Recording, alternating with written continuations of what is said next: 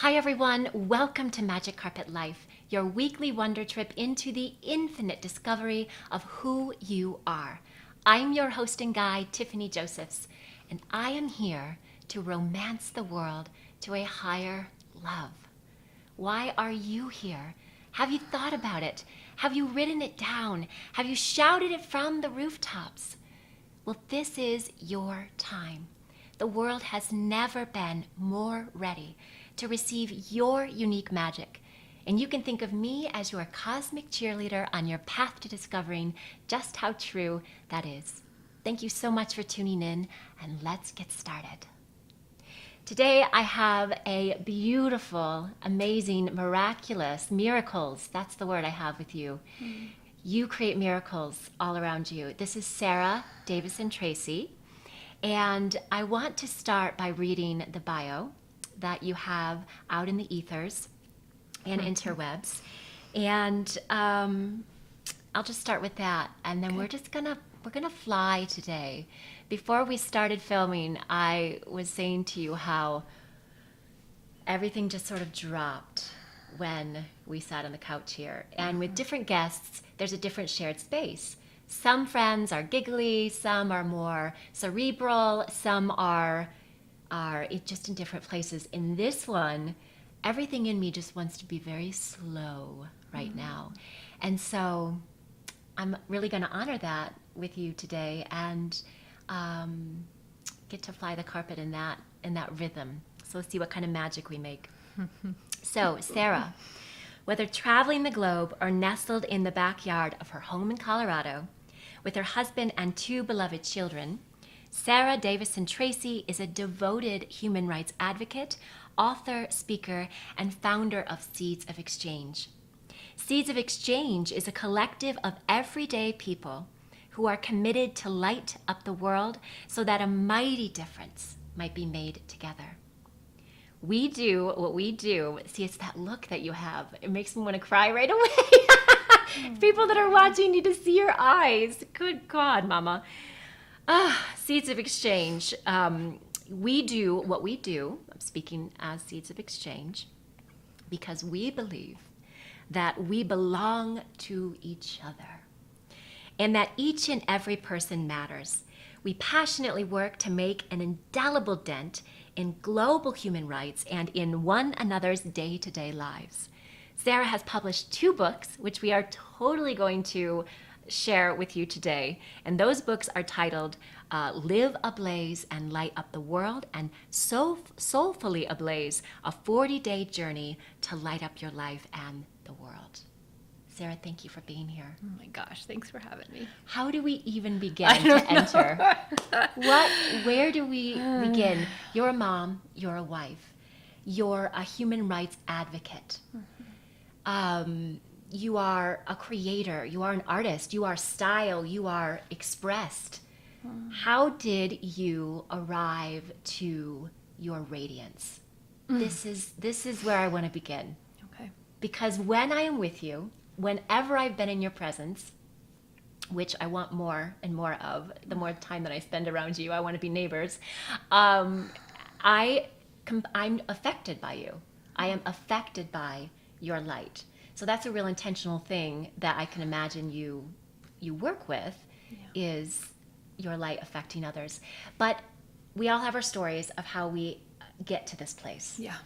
So were you always carrying this light, and was it always as easily and powerfully expressed as it is right now here on this couch? Okay, so before we started this interview, we were talking about high school. Yes. Right? And how much you loved Yes, the year of 18. the year of 18. And you made the comment that you also are so glad to be where you are now. Yes. And that gave me goosebumps because that is really what I feel about my life in terms of there has always been this passion to be light, and to be love and to be loved. Yes. In my life, but it has never been as the glow is brighter every day that I feel in my heart that I get to receive and that I hope I get to bring. Yes. So, it's been, the embers have been being stoked for my whole life. Yes. And there's been some hiccups where, just life was hard and the flicker was kind of dull. Yes. Because it's not been always big and bright, but with a lot of support of my tribe, my community, my relationship with the divine, and my husband and my kids, and just this robust gift of tribe, it does get bigger. Yeah, that is such a golden thread through all that you express. Yeah. You talk so much about belonging, that we belong to each other. Yeah. And that's a real, it's a beautiful concept, and it's a mantra that we hear so much of now as we're moving more into a collective experience. Yeah. But harder to actualize, because in order to belong to each other, it means that I have to bare my soul. I have to be seen.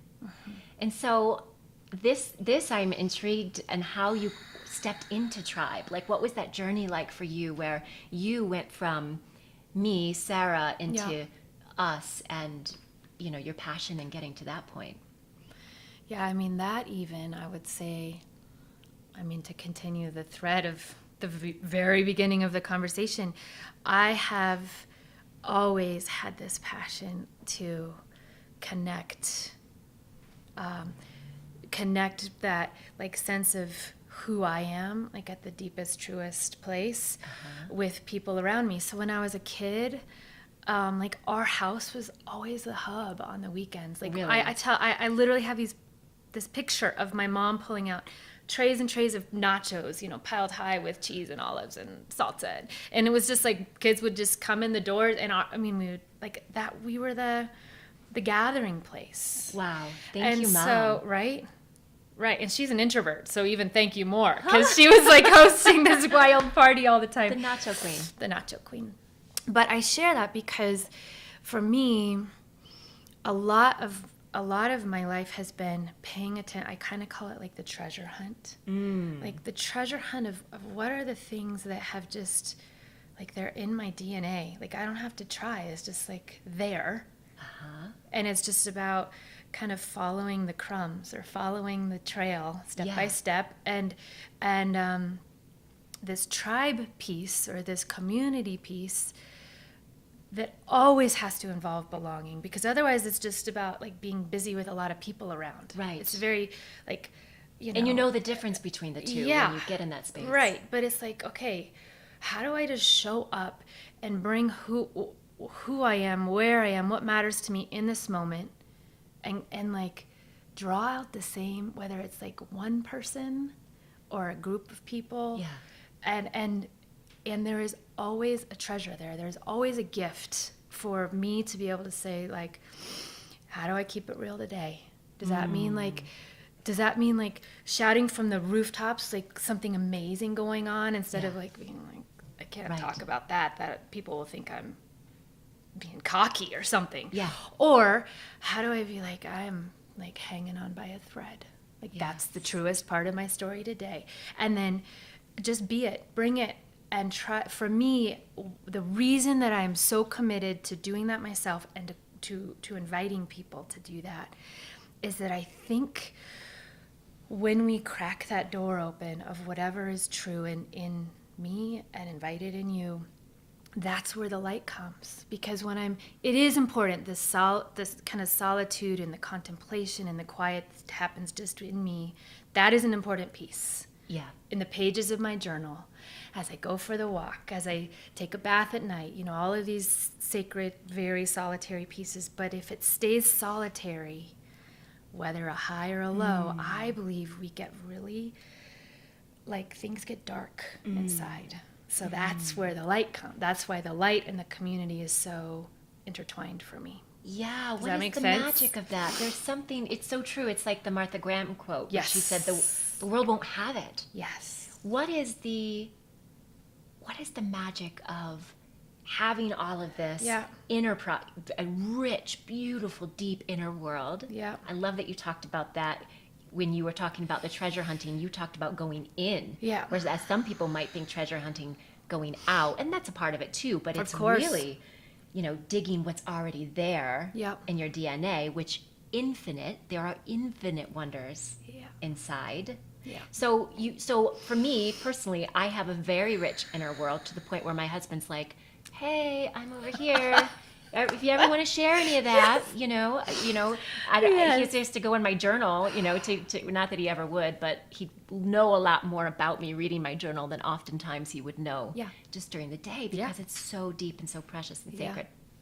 But there is that other part. It's almost like the fulfillment of love when it can be known. Yeah. When that treasure that I'm finding can be shared and known. Yeah. It's almost like love's the exhale. Yes. So I don't know about you, Tiffany, but for me,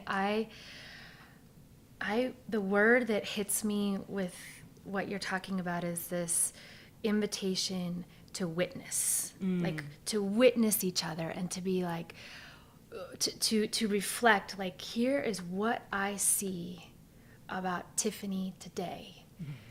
And kind of, I mean, to go with the light and the flame thing, it's like fanning the flame that we see in each other. And that is why this community piece is so important, because I think there are pieces in us that don't get fanned until other people are like, doing that. Yes. Or cheering us on, or helping us see things about that inner part of us that we, for whatever mysterious reason, we don't see until the other people are like, do you see that? Do you understand how bright or how powerful, or do you see that superpower? And I think that's one of the things on a divine level. I think that's one of the things that is the good and bad news of being human, is we can only get so big and so bright, or go so high, or do our thing with others in that witnessing companion moment. Yes. I can hear angels singing when you just said that. Yeah. It is so true, and yet a practice of opening. Yep. And being seen and being vulnerable to, it's risky. It is. Because, it's not always going to be received. And we all have our stories of times when it wasn't, and the pain associated with, when the light just goes, pa-choo, pa-choo, pa-choo, Yep. And I think, wow, that's a big one, is what is the fear of our light? Yeah. There's a lot of fear around that I see with a lot of radiant women, and men for that matter. This sense of, going out into the world and being me. Yep. This is who I am. Mm-hmm. And having that not be received. Right. Whether that's from a neighbor or from a teacher or from whatever. And there's that, it's a real bummer. Yeah. When it's this sense of like, oh, okay. Because I feel like for me, I'm always wanting to attract this. Yeah. I'm always wanting to attract this. What is this? What do we call this? When two people can go, and the wonder is shared, and there's like this resonance. Yeah. Maybe that's the word. Totally. I always think of it on a language level, that feeling when you're traveling and you're in a place where, there's a whole bunch of conversations, but it's not your language, and then you hear your language and it's like, oh, that's my language. That. So it's kind of like in the hubbub of the world, there are those moments where you will have a moment with a complete stranger. Yes. Or someone that you didn't know so well, and all of a sudden you have we are talking the same language, and this is awesome. Absolutely, because then what can happen? Once that note is shared, once the hearts are opened, that's when the magic of humanity. Right. Because there's nothing to do. No. There's nothing to. It's not mental. It's not like you're in this space, which is fun but when you can have a shared heart space, that's when tribe, that's when that magic happens. And you've done that intentionally with Seeds of Exchange. Oh, You've brought that fiercely. That's the word that I hear. Yes. Fiercely. Yes. So tell everybody that's listening, let's start entering into the world of Seeds of Exchange and what that movement is about. Okay. So I'm gonna return to the treasure hunt in answering that question. Okay. Because for me, when I was a kid, I have these moments that I remember that have all led up to this current Seeds of Exchange movement that you're asking about. The current version. One, I remember a tea party with my beloved Aunt Debbie, and we were wearing floppy hats, and we were sitting out in the garden. And she's an actor. She just, and she can do accents. And so we were pretending that we were having tea with the Queen. Okay. So she had an English, a British accent. And it was the first memory I ever had of an accent. And I just remembered that lean in of like, what's happening? That's so beautiful. What's happening here? And so anyway, so we played, and then the other piece, the next kind of treasure hunt clue, I was a kid that plastered my room with like National Geographic pictures and world maps, and I would go to sleep like with looking at this mama's eyes, you know, from somewhere in Africa, and just being so intrigued and seeing her jewelry and her smile and thinking, what's her world like? Yeah. Right? I was just so curious. And then I had the incredible just gift in my life to go to India when I was 15. Oh, you were young. I was young, and had the moment that you're talking about with us on this couch. Had so many moments on this trip to India. I am the outsider. I am the one that doesn't speak the common shared language. And I fell in love with the whole thing. I fell in love with the sound of the rickshaws, the horns honking, with the chai steaming on the streets, with trying to wear a sari, 6 yards of fabric, with the dancing, with the music, with the sense of sisterhood that I felt with these women, because I was there doing some work with women in this orphanage. Went to Mother Teresa's house for the destitute and dying. Okay. Had these moments, right, but what happened was, for me, that really was like one of the lighting the fire moments was I had these moments so different, like all of the things I just mentioned, so different, and yet I felt this sense of we are not so different. We have quite a lot more in common than we do that is different. And I got to have conversations about that. I got to listen to men and women and children about what their dreams are, what they want. It's like, to feel like I'm here for a reason. Uh-huh. I want to provide for my children. I want to have a house instead of a tarp over my head, was what one woman told me. I mean, like, desire for security and love and making a difference in the world. I mean, that's a shared sort of experience. So I had this wonder at 15 of finding ways to celebrate all of these incredible, stunning, beautiful differences, and far surpassing that, finding extraordinary places of, wow, we speak a different language and we look different, but we are not so different. Wow. And that seed was planted in me as a teenager, of finding ways to like bring that story, make those connections, like wrap my arms around the world, and invite myself and people that I came home to, share my pictures and stories with, of like, what does this mean for us? Like, this really could change how we go about our day-to-day life if we cultivate and light this fire of interconnection and love and belonging. So I've done all kinds of things in that arena over the last 40 years, and Seeds of Exchange is the most recent baby. So Seeds, thank you for sharing that story. Yeah. Thank you for Aunt Debbie. I know, right? And for all the photographers, the National Geographic, that brought us, that took us places. And thank you to all those people and all the people that have inspired us that we'll never see again. Right. That just a moment with them completely created a trajectory. Totally. Like the one you're on right now. Yep. So I just wanted to bring gratitude to that, because I was sharing that with you on the journey of your magic carpet ride.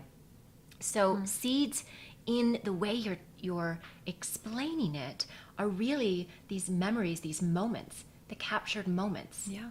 And the seed is planted. And I don't know if we were recording or not when I was saying this, talking about the trail. Yeah. Like you have this trail.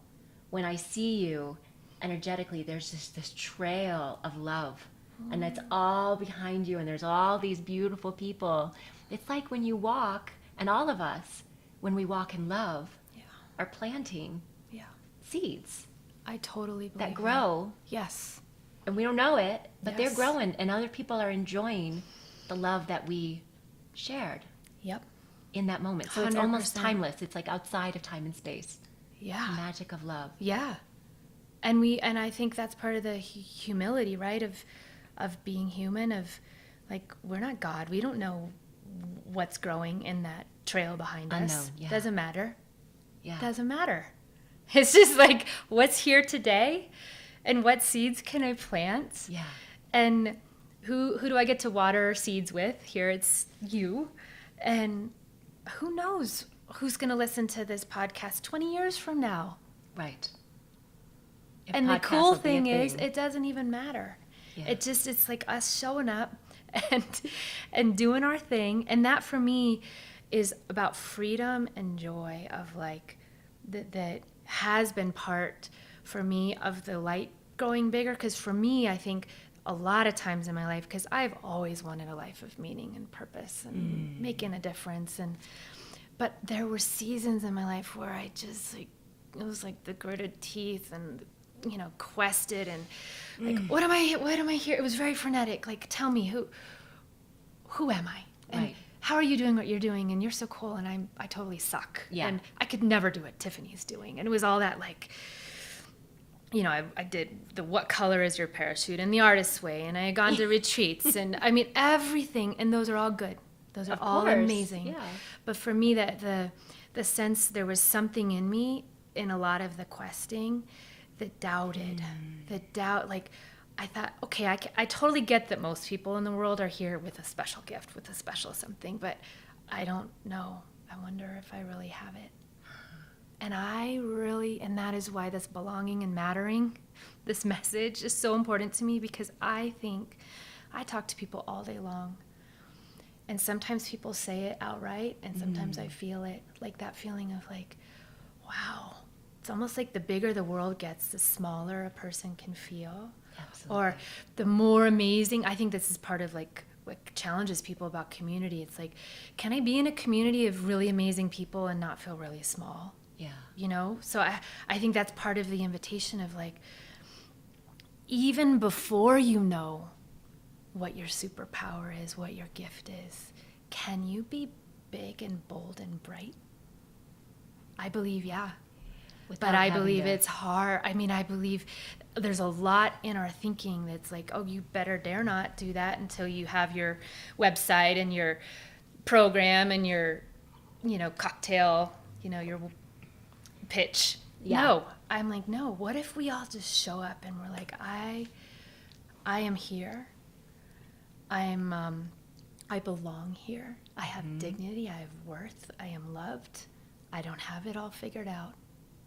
But I'm going to be here and be a part of this conversation in this community, and I don't need to shrink for any reason, and I don't need to hustle.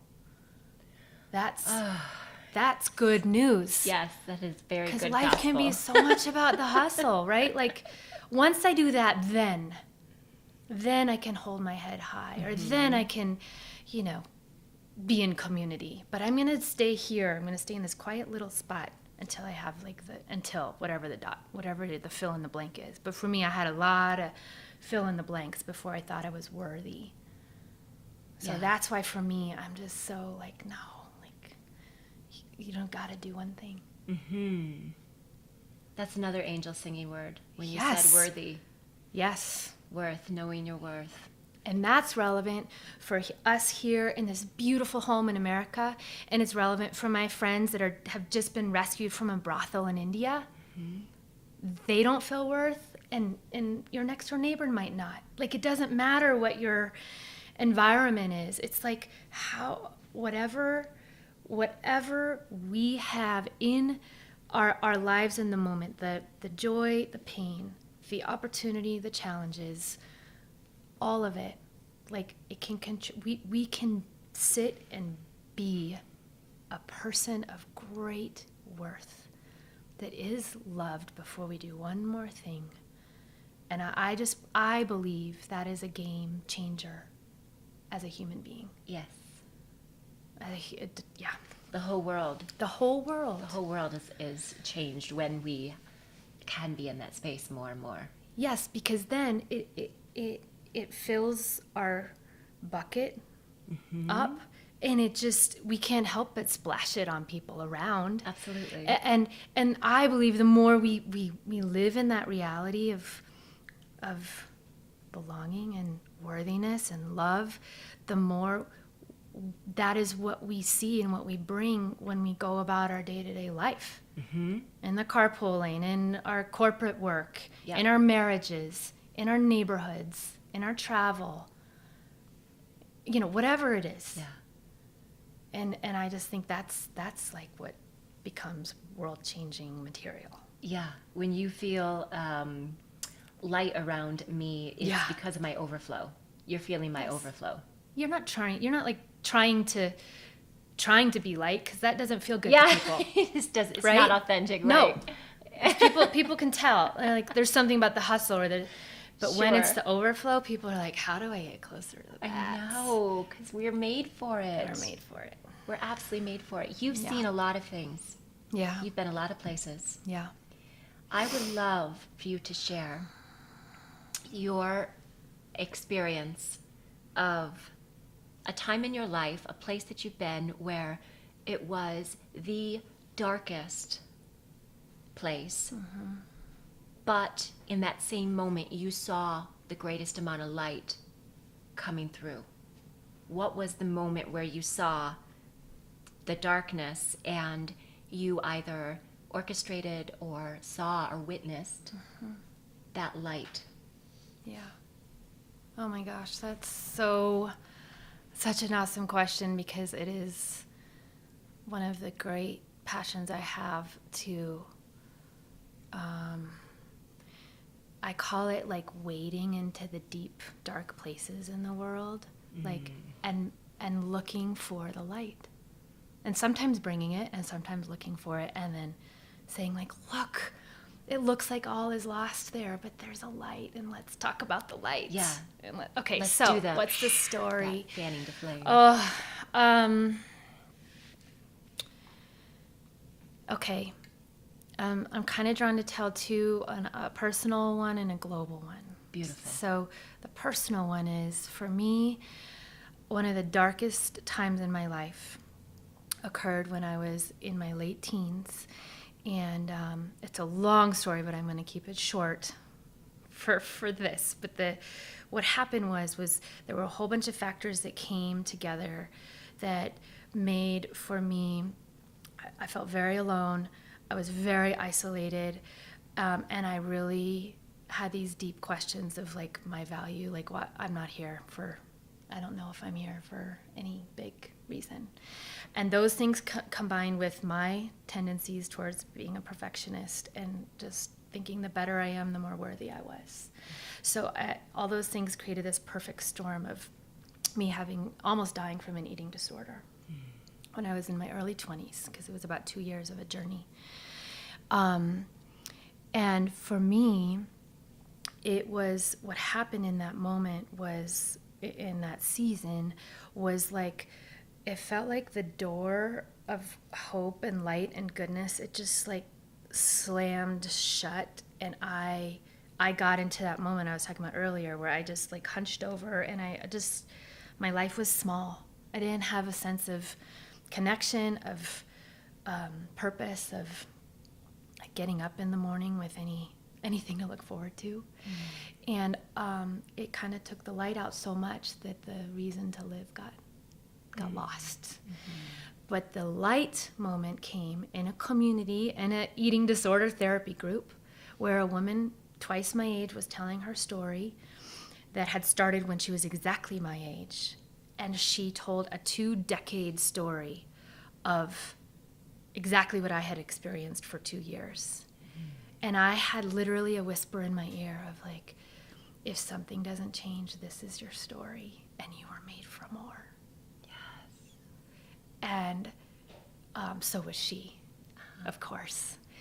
And I had this moment of like, it's not logical, but I had this moment of like, the turnaround happened for me in 1 month, where a light went on, the fire got big, the hope started growing, and I started eating. I started talking to people and keeping it real in that messy moment, and a sense of like a future and a hope that was good was planted in me. That I am now, it's like that the moment of pain and darkness, it's like, it was such the flip side that I am like, whenever I see that in a person or in a community, I'm just like, that is not your story. It doesn't have to be your story. I get that moment. And let's pray, let's dream, let's talk, let's fan that flame of how do we do that together. So the global piece is, my friends in Nepal are from a people group called the Badi, spelled B-A-D-I, it's a caste, that until this generation, Tiffany, if we were born Badi, until this generation, our work is as a sex slave, either in Nepal or you're taken outside of Nepal into India. There is not choice. That is just what you do as a woman who's a Badi. And the reality of that, in terms of poverty, in terms of desperation, in terms of gross human rights abuses. I mean, it is like the stories that I have heard from my friends of how they have been treated and what life is like in a brothel in India, sleeping with 60 men a night,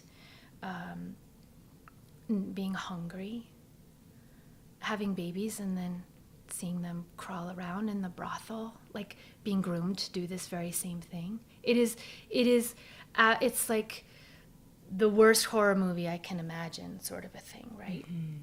So these women, what is happening among this whole people group is that they are being educated, they are living in community, they are speaking, they are telling their story, and they aren't whispering it, but they're like shouting it from the rooftops. They are getting films made about them. We are working on a book right now sharing their story for the first time in English. They are like, it's like they are shouting, and there's that is the light, right? That is the light of, they both want to tell their story, but their hope is, what the seed that's been planted in them is like, if you are in a place of feeling voiceless, of feeling enslaved, of feeling like you are stuck because of who you are and where you've been born, let me tell you mine, and let me tell you the hope.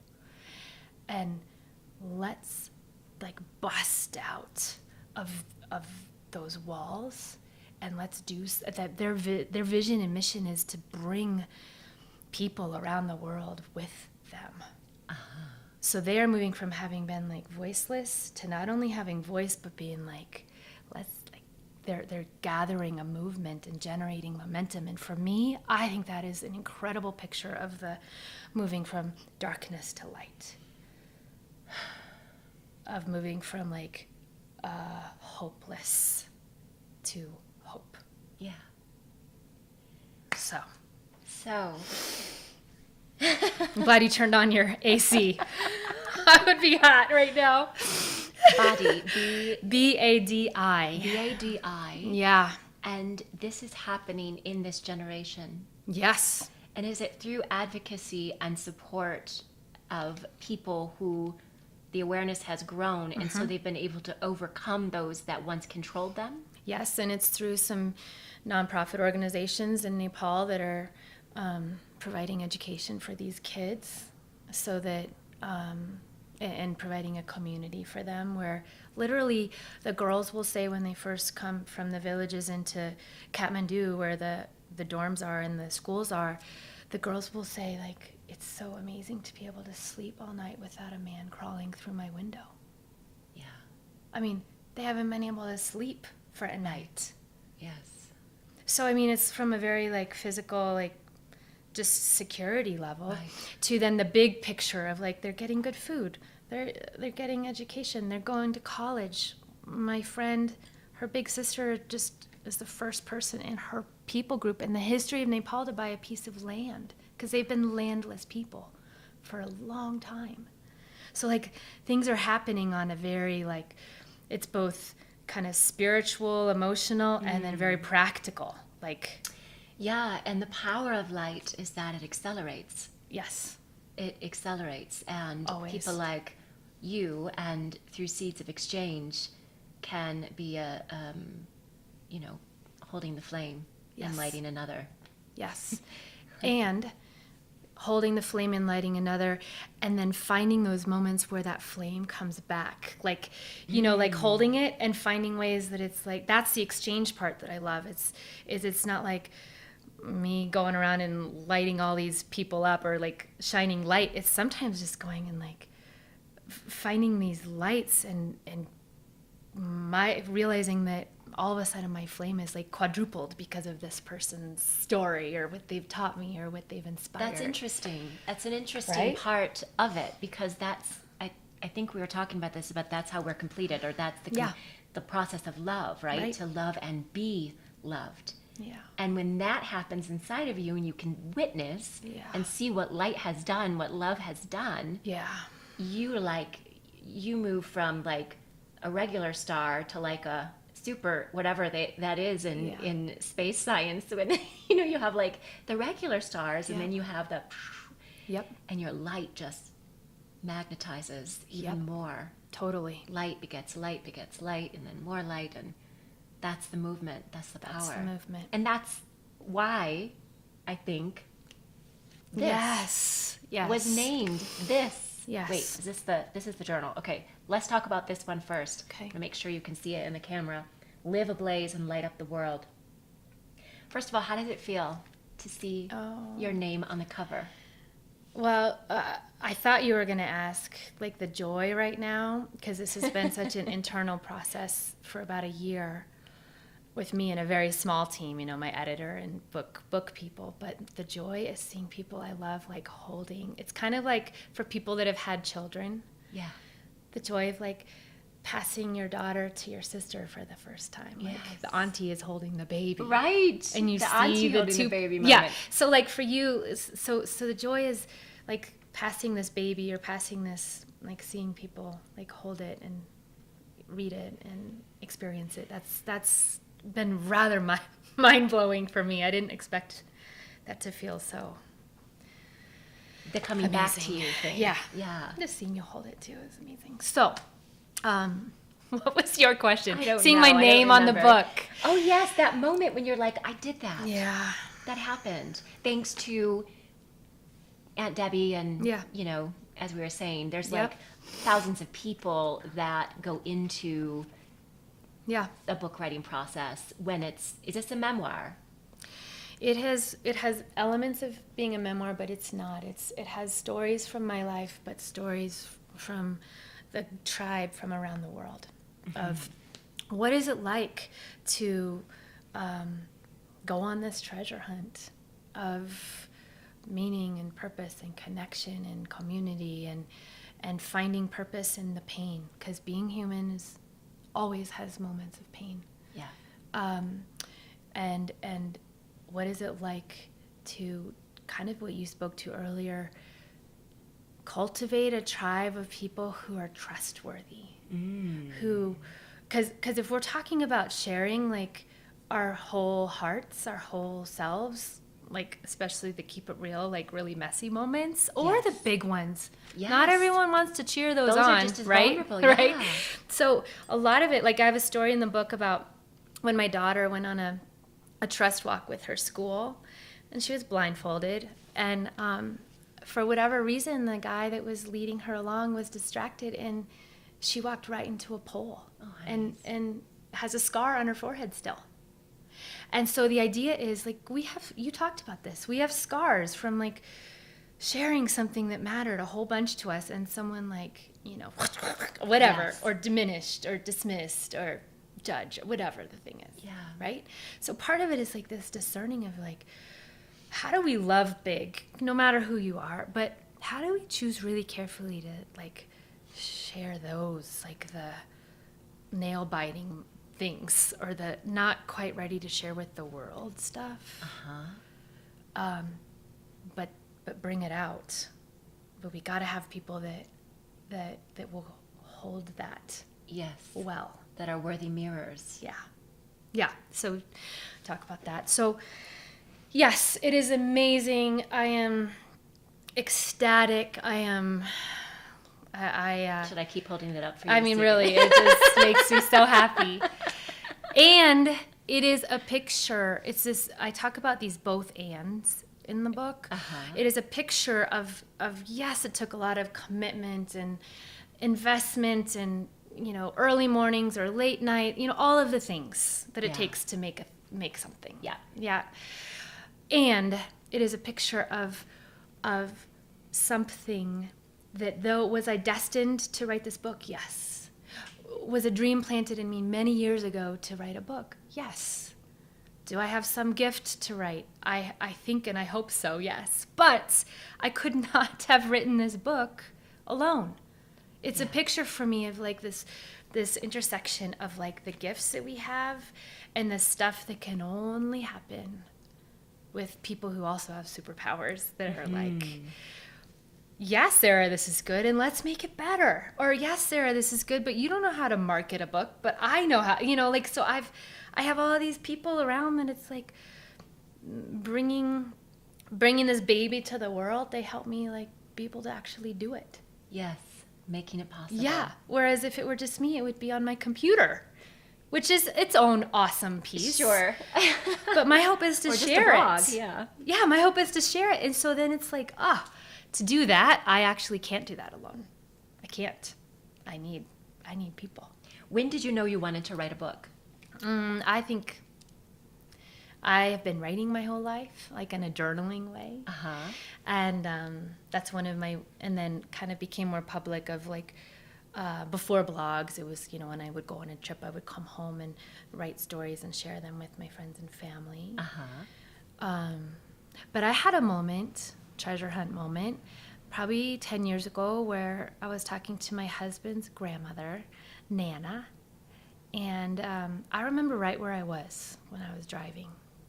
And we were having a phone conversation, and I had just written her a letter, and she called me in tears, and she was like, Sarah, your words, they just touch me. And she said, I think you have a gift that's meant to be shared with other people. And I wonder if you might write a book one day. And I remember right where I was in Denver, Colorado, at the intersection, and I literally had goosebumps everywhere. And I heard the angels, to use the Tiffany phraseology. And I was like, it was kind of like, could it be? And yes, it's going to be, like kind of the question and the exclamation together. And I was like, oh, yeah, I think. So then there was a lot of, a lot of things between that and this. But that was a treasure hunt moment of like, oh, don't don't forget this. Don't forget this moment. I love the patience that you've had with the process, because there are a lot of steps involved, Yeah. including the community it takes and finding the right people. Yeah. I just have to ask practically, what advice would you give to people who are in the process, have Yeah. had their Nana, is it Nana or Nana? Yeah, Nana. Nana moments Yeah. where people have said, girl, you need to write, or dude, you need to write. Right. Where, besides writing the concept down, what would you say to them? Yeah. So, first of all, I mean, one of my passions is I love sharing people I love with people. So I'll send you my list of people that, you know, the writing retreats I went on. I found a guy that leads these beautiful writing intensives that I've written. I wrote the first draft of these books last May, and I did my next on that retreat, and I did my next three books draft this last month. And I love his process. So I'd love to share him and all the other people that have been a part of this with your folks. And I guess the other, just on a practical level, that I would say is that, and I talk about it in both of these books, Soulfully Ablaze has 40 places of pause, I call them. And Live Ablaze has 10 places of pause. And I have them interspersed throughout the book. We call them POPs for short, places of pause or POPs. And what I believe with all my heart is, whether you're a person where you're like, heck, I don't even know how I'm going to get through today, much less like a big dream of, you know, writing a book or starting a business or doing X, Y. Whether you're in that place or like rocking it on fire, but maybe a bit worn out, you know, or somewhere in between, these places of pause, I believe is where we get to pay attention to and tend to the treasure, the message, the Nana messages that come. Because for me, if I am just screaming through life, like reacting and like overwhelmed or afraid or trying to prove my worth, or, you know, if I'm way up here, these places of pause for me are taken from my life and friends from around the world, of like, what is it about creating a regular daily practice, and not just like a singular moment, but that practice begins like working its tendrils into every part of the day, of how do we respond to the crazy, you know, the worries, the you know, hard phone calls we get from a family member, or the stressful call from the accountant, or whatever the thing is, not enough money in the bank account, whatever, right? What my encouragement is in these places of pause, is to take a moment. It has 3 parts, just to like let go of the thinking, the planning, the strategy, and just like breathe and be. And I believe like be loved, just take in love. Exactly in that moment. In that moment, like it's a very yoga. I mean, people that do yoga like exhale all the stuff. And then you get to, it has a thing of like pondering, like asking some soul questions, and then moving out into engaging and like choosing one thing to do that's come out of the pondering. And I believe, you know, yes, I think these books, I hope that they meet people where they are, and I hope it provides some clues for the journey, and I hope all these things, right? But the biggest thing is, I think if people, there's so much wisdom in our own, in us, right?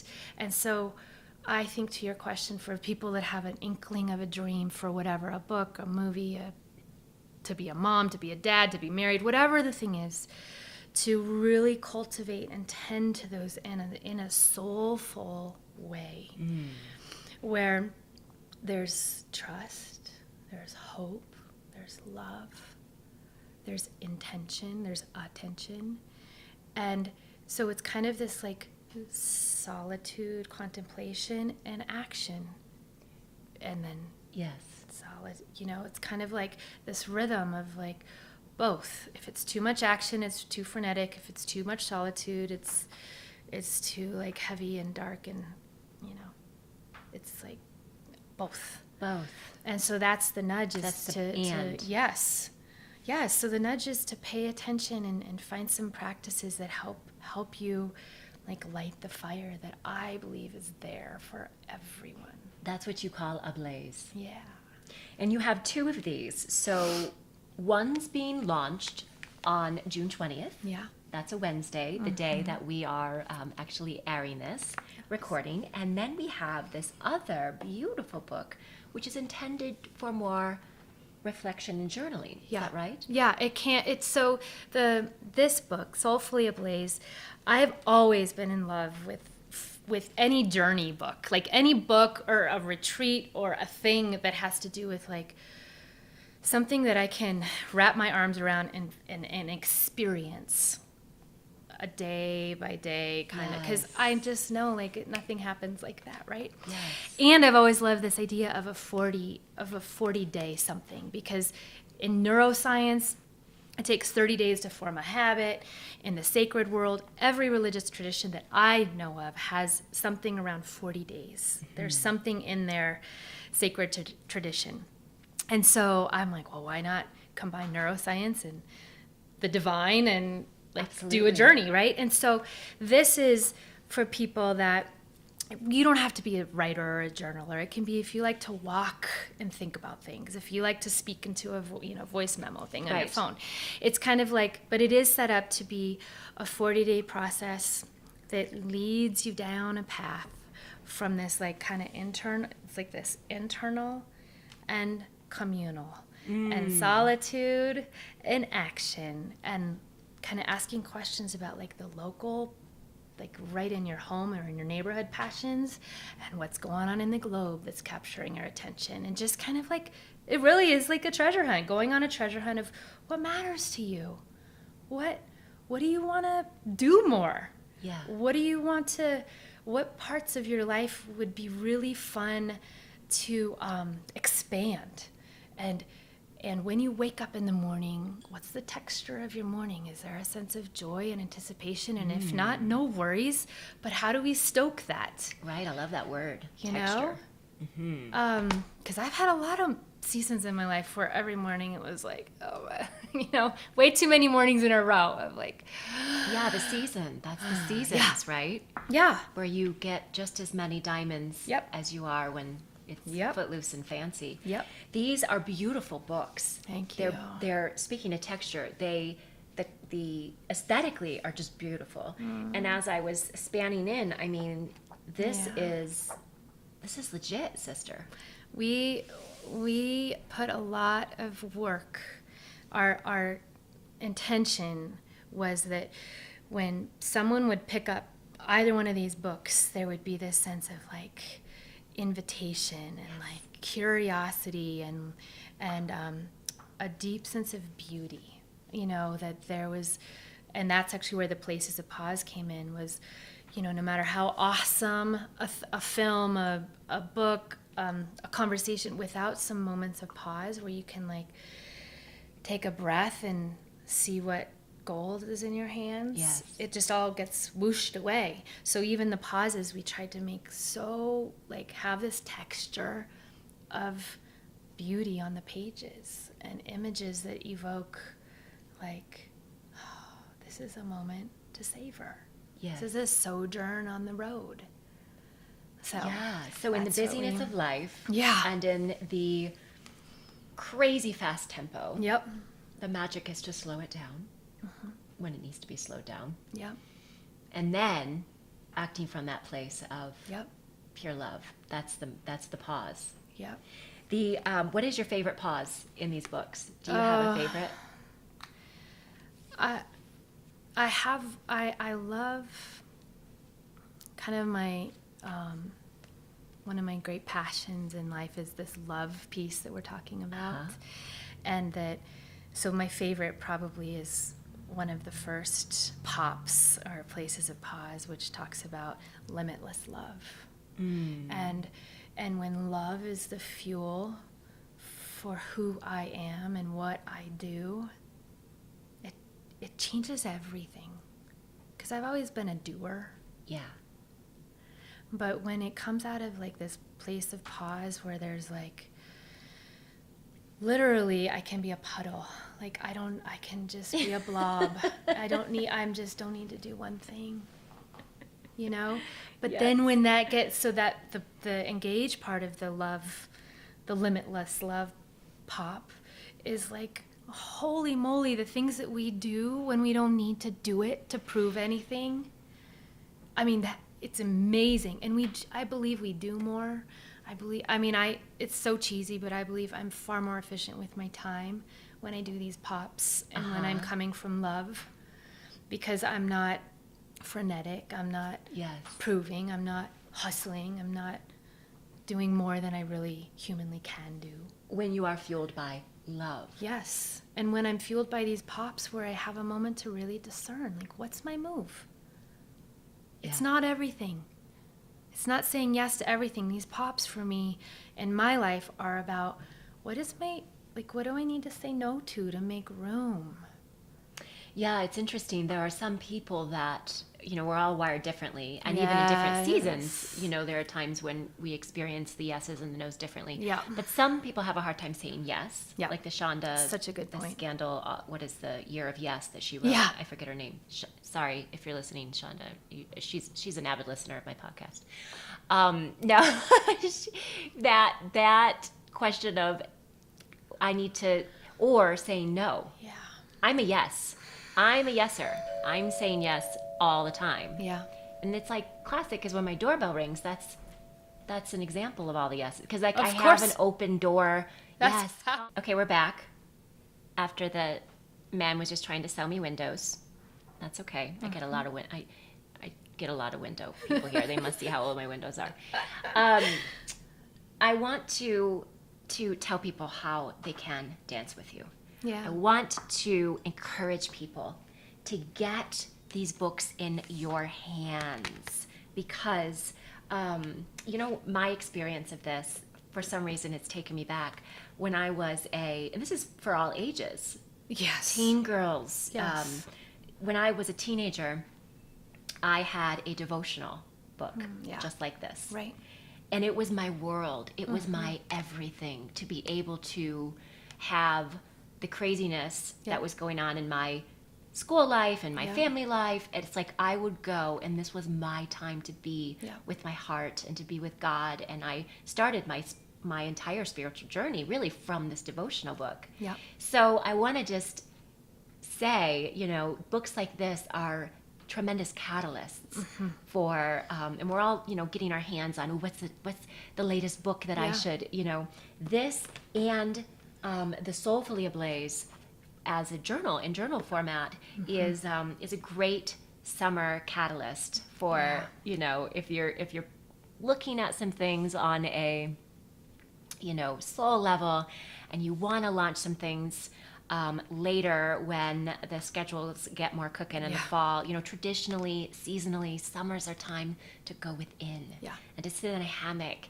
and to ponder your heart and to think about how you want to light up the world and what those superpowers are. Yep. These are the books you need to get a handle on.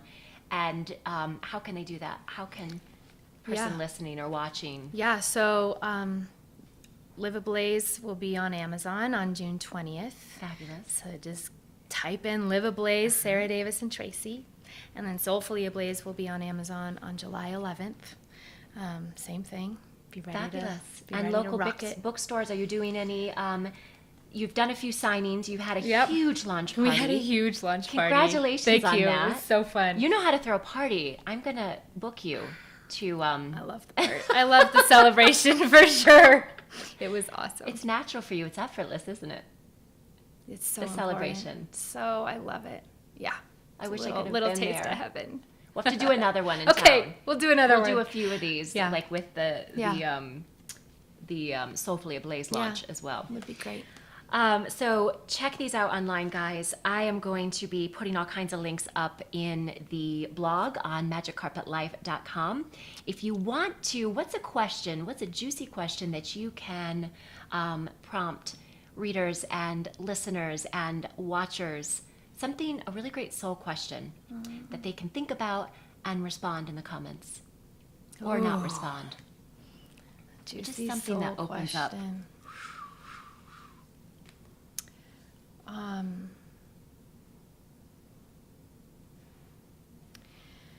I would love to hear if you feel like you belong. And if you don't, what you think would change if you just could show up and be like, here I am, and I belong, I matter, I'm here with a special thing. I don't need to know it yet, but I'm here with it. And I'm curious what would pop up for people. And don't poo-poo the question too quickly, because I've had some conversations with some folks around like teen suicide. Like, what would happen if those teens really felt like they belonged on the planet? Yeah.